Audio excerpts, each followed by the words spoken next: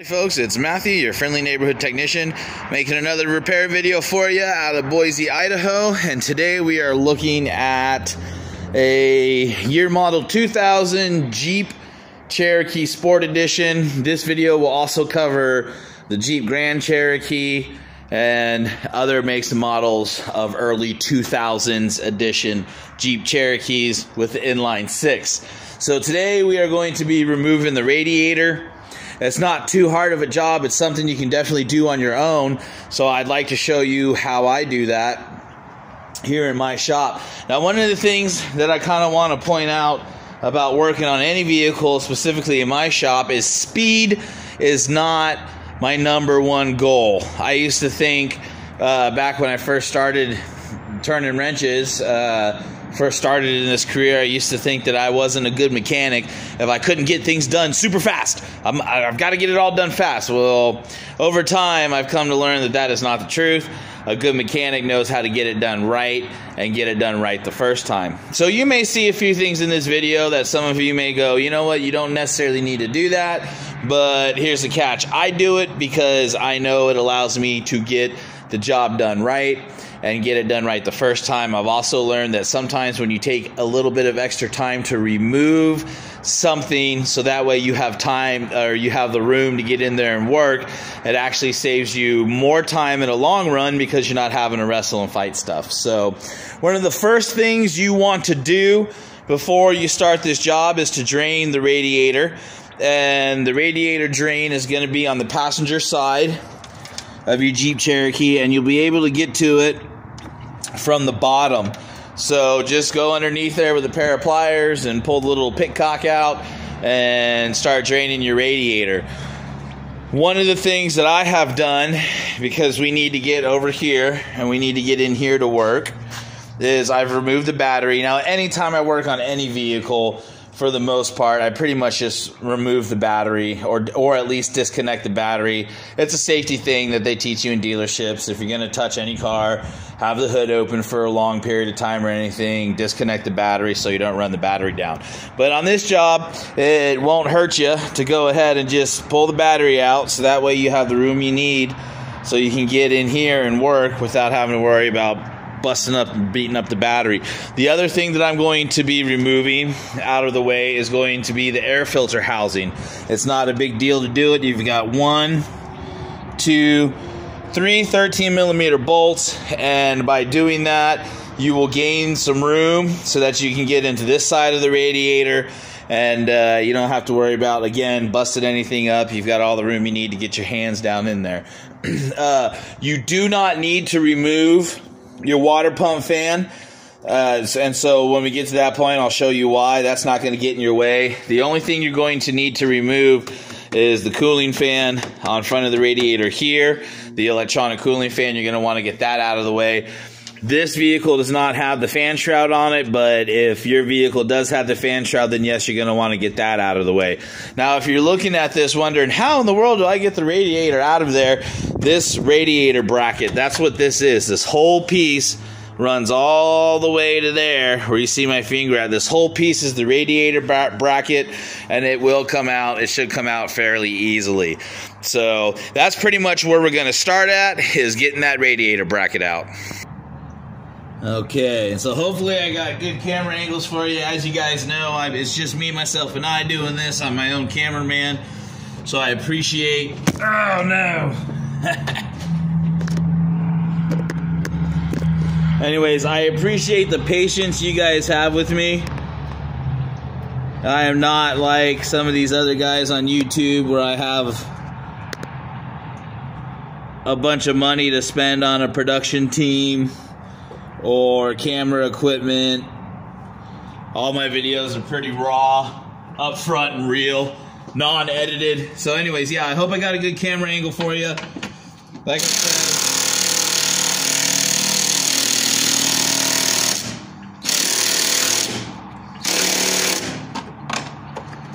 the first thing we're gonna do is get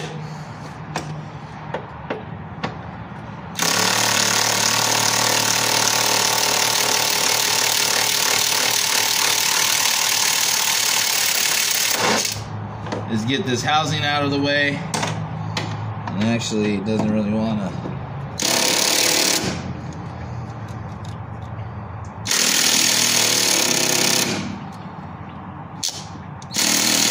Looks like we're going to be doing that one by hand.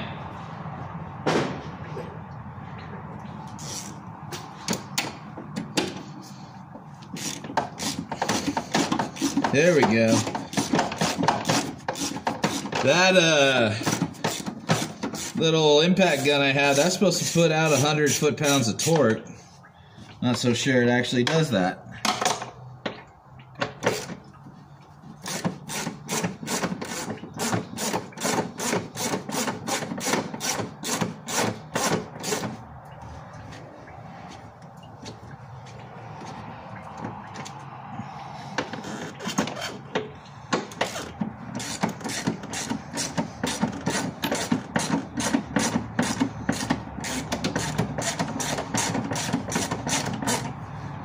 There we go, come on. Of course, you might.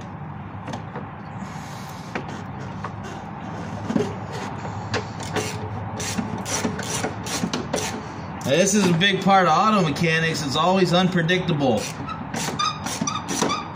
example, I didn't think I wouldn't be able to get this bolt out of here. I'd like to get it out so, like I said, I can get in here and work, but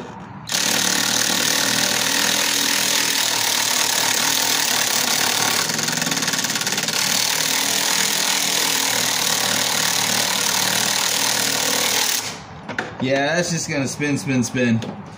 Okay, so I'm not gonna be removing this, no big deal. We'll just have to work around it.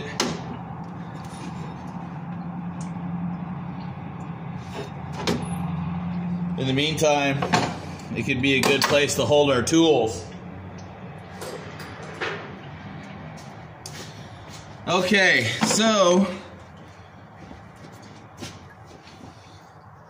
now we want to work on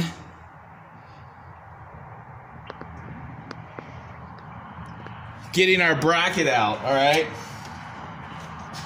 And you're gonna need 10mm sockets.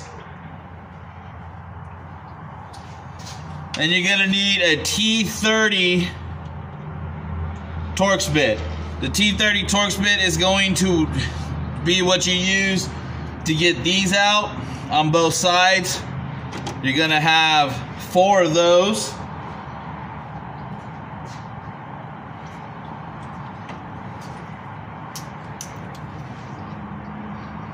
So let's go ahead and get those out.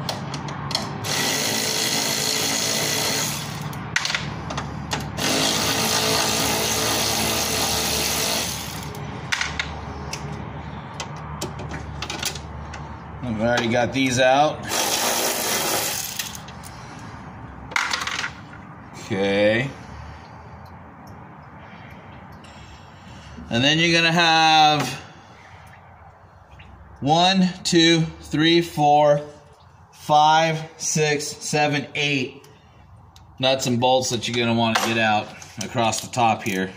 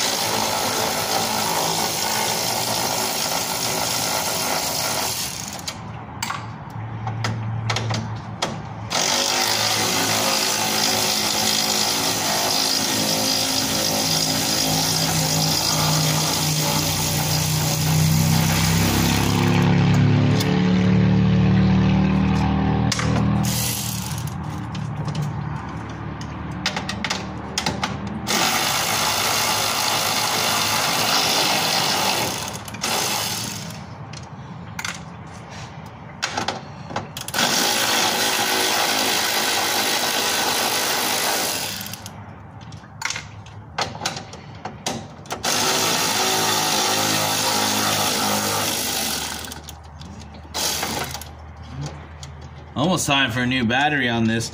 These are neat. I bought them through my parts supplier, O'Reilly's Power Torque.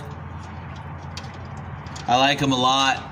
the batteries last, each battery, if I work daily, one of these batteries lasts me about a week. It's pretty neat.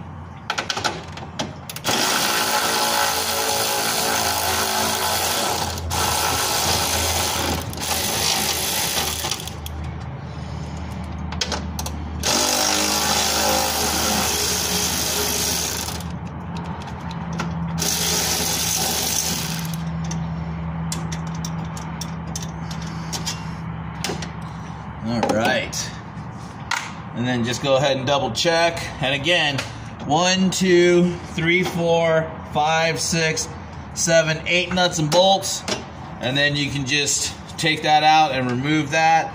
You don't have to worry too much about breaking anything. It's still pretty sturdy, all that other good stuff. Now you've got your bracket pretty much separated. You're going to have two 10mm bolts here that you're ultimately going to have to take off, but we're not going to worry about that just yet.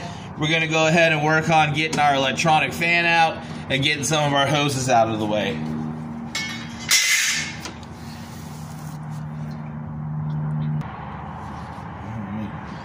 One of the things I like to point out that you should add to your arsenal of tools are mechanics picks.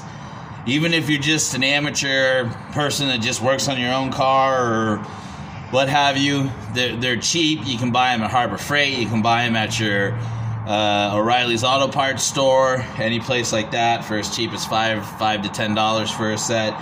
They're good to have around. Mechanics picks can make getting old, stubborn hoses apart without damaging anything. You just stick it down in there.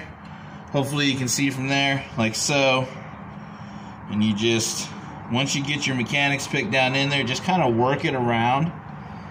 And it'll loosen up that hose so that you can get it off and not have to worry about going and replacing the hose. Alright, I think that one's good. There we go. And look at that. That one just came right off with ease. Now we can set that hose aside. Okay, that'll give us some room to get in here and disconnect our fan.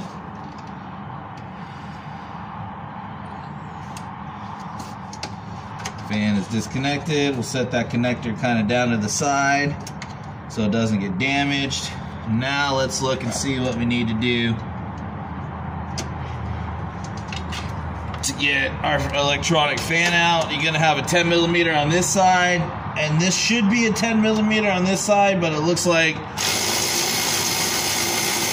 it's been replaced before. That's an 8mm. Yeah, that's a little 8mm. So I'll go grab a little 8mm.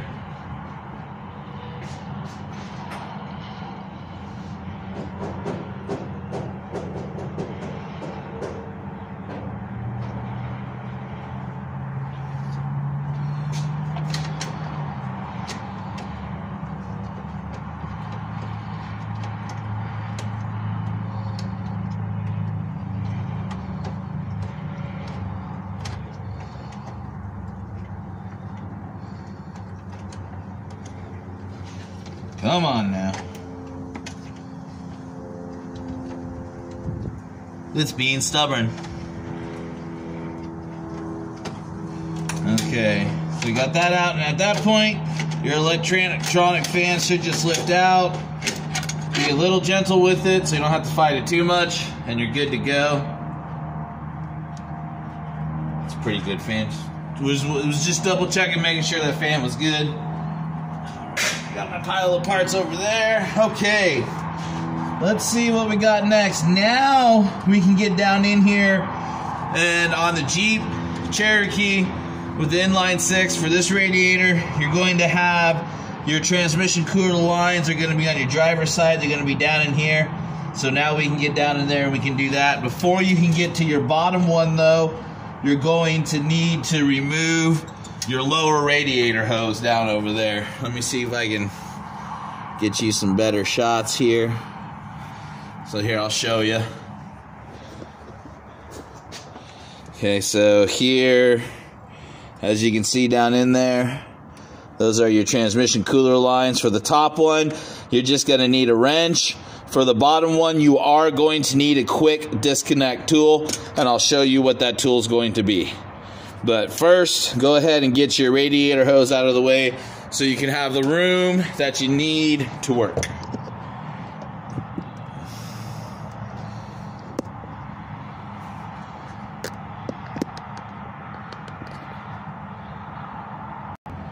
Okay, so now I've got my upper transmission line disconnected. I just simply used a crescent wrench for that.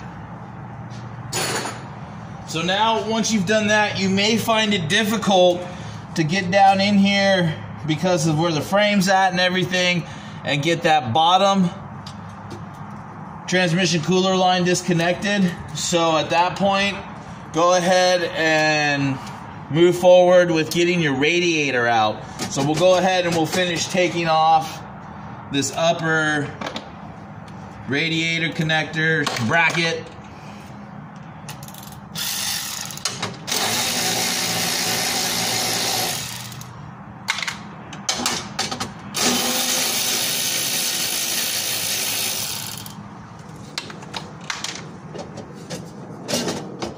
Okay, and again, not too much to it. You're gonna have 2 T30 Torx bits, so 2 T30s right here. 1, 2, 3, 4, then 5, 6, 7, 8, and then 9, and then 10. So 10 nuts and bolts, which 5 of those are already gonna be removed when you remove the other bracket piece. And now at this point, you've got full exposure to your radiator. So let's see where we need to go to next. Looks like we need to remove these brackets right here, and that is going to disconnect the AC condenser from the radiator. We also have access to our upper radiator hose now, so we can get in and get that. I kind of wondered who installed this radiator before me. The only reason why I question is because they didn't leave the hose clamps in an easy spot to get to. Whenever I install hoses and clamps and whatnot, I always like to install them in such a way so that they are easy to get to for the next person that's got to come around and get in there.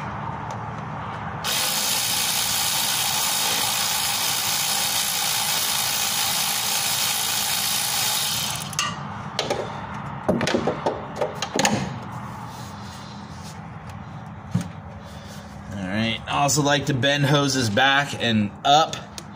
That way there's not a whole lot of coolant that's going to come out of it that I got to worry about. Well, it looks like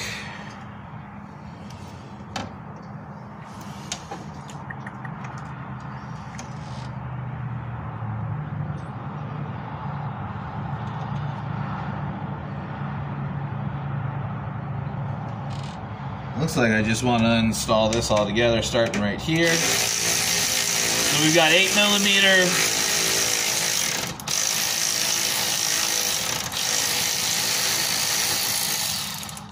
nuts that need to come off here.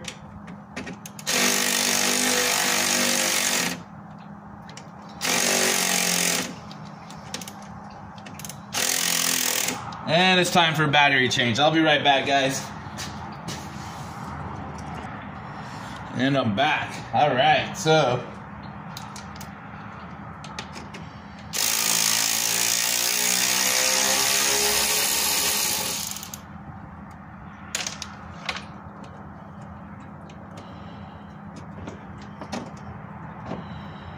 I'll tell you right now, it's pretty obvious this bracket is stuck.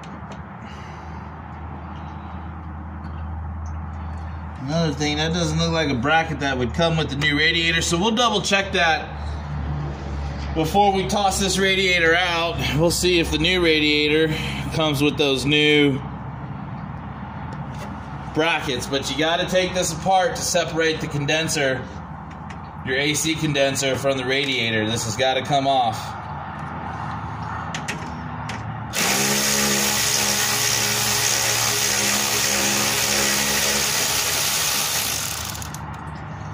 I don't like forcing anything.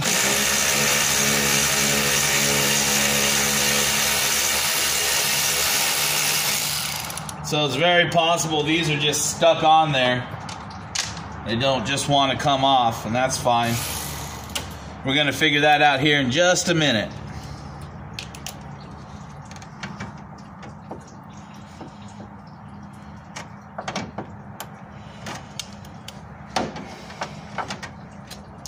Duh, that's my 10mm. I need a different size socket. There we go.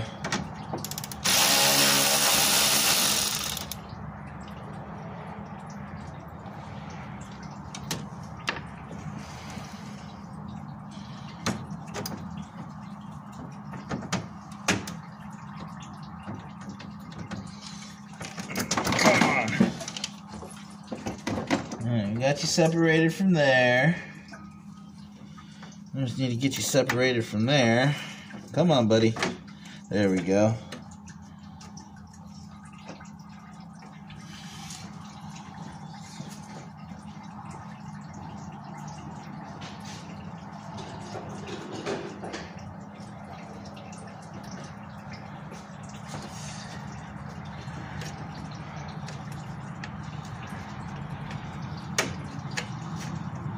Well, yeah, I guess.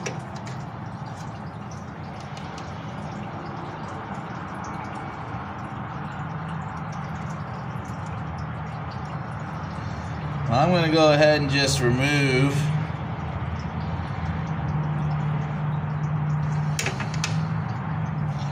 these brackets off of here. I've done this job a few times. I don't ever recall seeing these brackets on here before. It just may be a different option. Who knows? Go ahead, they do come off. Maybe a little old, maybe a little stuck on there, but go ahead and remove him. As you saw, I had to stick a little pry bar underneath there. I'm also going to have to get a crescent wrench.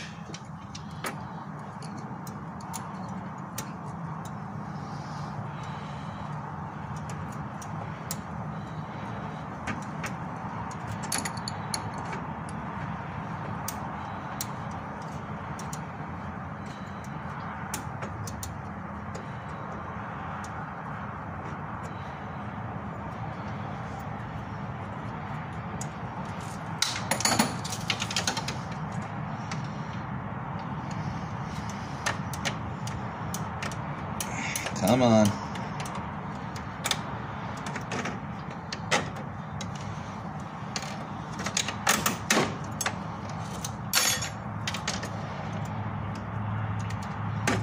Yep, same with this one. It's just been on there for a while. It's just stuck.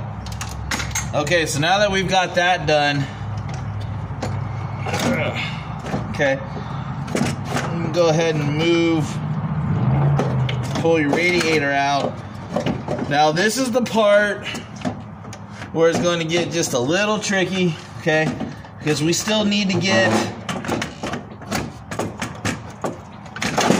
this line disconnected down here.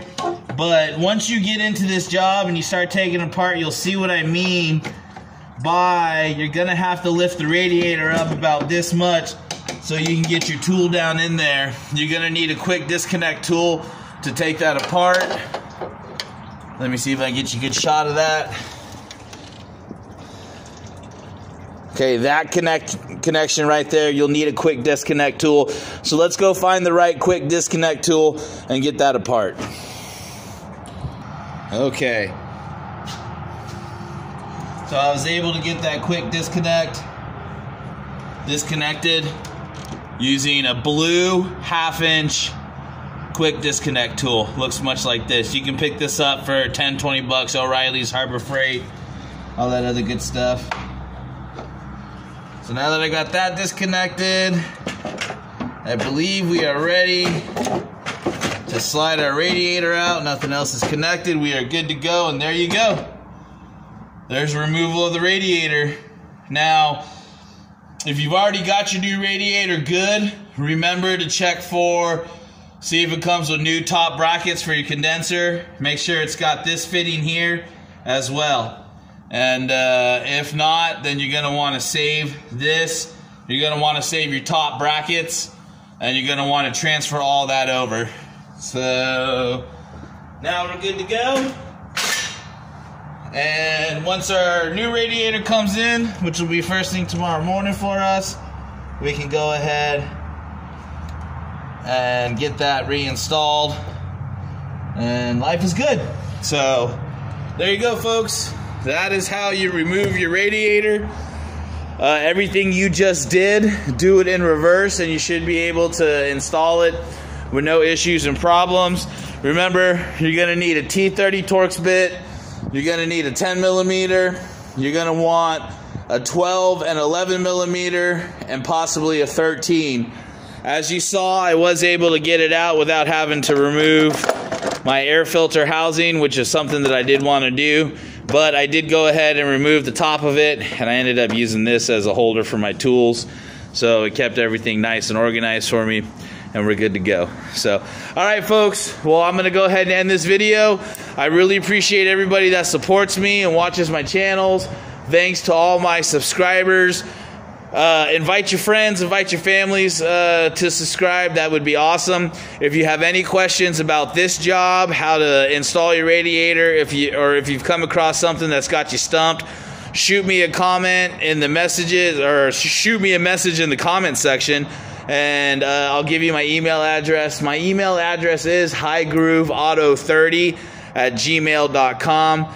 Also, I would love to help you out on any other projects that you have going on. And I've also noticed that my YouTube, other people have started answering other people's questions. So I think that's pretty cool. I want to try to create a community here where we can all just help each other out with our car repairs or anything electrical or mechanical, and go from there. So, okay, guys, thanks for watching this video. This is Matthew, your friendly neighborhood technician, signing off.